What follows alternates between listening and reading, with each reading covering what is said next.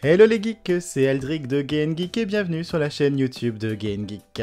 Depuis le cliffhanger de la semaine dernière, j'avais hâte de découvrir ce 16e épisode. Tokyo envahit l'ombre de G. Savoir si le groupe était bien retourné dans le vrai Tokyo ou si, comme je le supposais, tout n'était qu'une supercherie numérique. Des indices sont lancés dès le début, mais sans surprise, le groupe n'est donc pas arrivé dans le véritable monde, mais est toujours bel et bien dans le monde numérique. J'en profite avant de commencer ma critique pour vous encourager à suivre Tifalia si ce n'est pas déjà fait. J'apprécie énormément ses critiques sur Digimon, et elle se posait la question ce week-end si elle devait continuer ou non, donc encouragez-la et dites-lui bien de poursuivre car en plus de proposer quelque chose de qualité, elle est aussi humainement très sympathique. La parenthèse est refermée, nous retrouvons donc Taichi, Mimi, Koshiro et leur Digimon dans ce qui semble être leur ville natale. Enthousiastes et heureux, et bien que Mimi n'ait qu'une envie, c'est celle d'aller manger un burger gastronomique, les garçons eux préfèrent retrouver leur famille et voir si tout va bien. C'est ainsi que le groupe se dirige vers le métro pour rejoindre son chez-soi. Première réflexion, étrange pour eux, tout semble être redevenu normal. Plus de soucis d'électricité, mais à l'inverse, plus de réseau internet.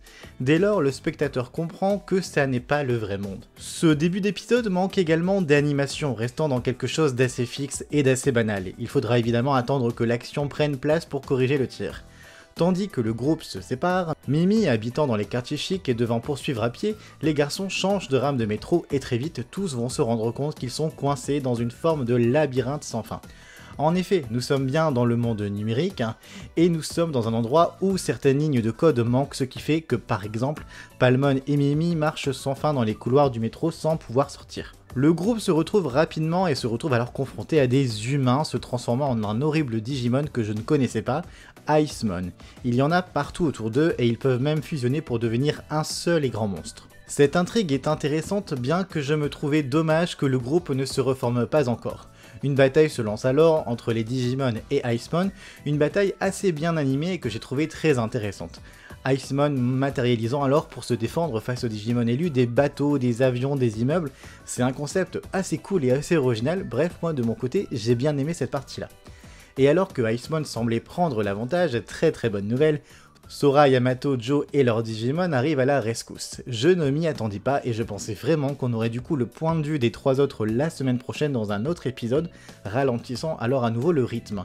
Ici, le parti pris est donc de nous montrer cette nouvelle ville et nouvelle épreuve d'un seul point de vue, celui du groupe de Taichi, et de réunir tout de même notre groupe dans son intégralité, dans la seconde donc partie de l'épisode. On passe très peu de temps avec Joe, Sora et Yamato, ne développant pas plus que ça leurs personnages. Ils servent ici surtout donc d'alliés au combat, et on ne peut donc pas trop perdre de temps sur la réunification. Sur ça, j'attends l'épisode de la semaine prochaine au tournant, j'ai hâte de voir comment va enfin fonctionner le groupe avec cette réunion. Yamato et Sora ayant développé un lien assez important, où est-ce que Taichi se situera là-dedans, alors qu'il avait une amitié déjà très développée avec Sora avant l'aventure dans le monde numérique? Est-ce que Joe et Mimi vont continuer à se chamailler et à s'apprécier comme ils le faisaient avant la séparation des deux groupes? Et surtout, où en sera donc la rivalité Yamato-Taichi que la série essaye de nous vendre à tout va depuis le début? Cet épisode préfère donc prendre son temps avec Taichi, Mimi, Koshiro et leurs Digimon, et fait les choses plutôt bien. Du côté de Mimi et Palmon, et ça comme très souvent. Je me demande si les scénaristes n'ont pas vu les retours ultra positifs sur Mimi et Palmon après leur épisode, décidant ainsi de leur offrir parfois dans les épisodes désormais beaucoup plus de temps d'écran et de développement. Mimi est toujours égale à elle-même, elle est drôle, elle est spontanée, elle ne se cache pas de ses émotions, elle est pleinement sincère avec elle-même et les autres, et sa pureté brille à chaque fois. Mais j'adore surtout la relation qu'elle entretient avec Palmon. Cette dernière lui donne du courage, de la confiance en soi et un soutien sans faille. Elles veulent se faire découvrir leur monde l'une à l'autre, et c'est par des petites touches comme l'histoire du cheeseburger qu'on voit là un excellent développement.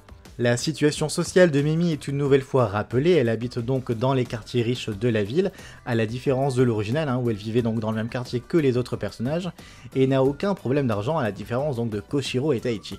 Je pense que si la suite de la série nous amène réellement dans le vrai monde, et ce qui est fort probable, c'est un élément qui sera intéressant de voir développer. Mais à la différence de bien des caricatures, Mimi a beau être une fille de riche, elle n'en a pas pour autant les défauts, et ça c'est vraiment tant mieux. Je trouve Taichi assez effacé de mon côté, je ne le trouve pas éclatant dans son rôle de leader, disons qu'il fait le job, et sait envoyer un Agumon, Greymon, Metal Greymon au combat quand il le faut.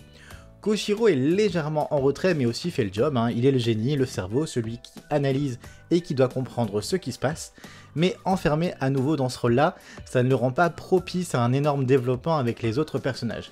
Donc Taichi, Koshiro et leurs Digimon ont pourtant des scènes ensemble dans le métro, mais c'est finalement Agumon et Tentomon qui bénéficieront de scènes de dialogue un petit peu plus intéressantes. Pour en revenir à Icemon, on ne sait pas trop d'où il vient, pour qui il travaille, est-ce un allié de Devimon? J'avoue que je suis assez intéressé car on est désormais tellement éloigné de l'original qu'on a du mal à deviner la suite et ça c'est très intéressant. J'ai aimé le fait qu'on nous rappelle leur mission, comme le dit Koshiro, ils doivent encore trouver le Digimon sacré. De plus, autre élément important, la distorsion du temps ne semble plus être présente et le temps s'écoule désormais de la même manière entre les deux mondes. Et le terrible compte à rebours des 72 heures du côté réel arrive bientôt à son terme.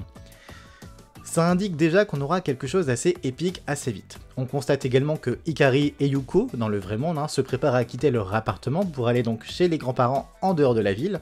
Je doute qu'Hikari puisse quitter Tokyo aussi facilement, et j'ai l'impression qu'on se rapproche peu à peu du moment où elle et Takeru entreront visiblement pleinement dans l'histoire.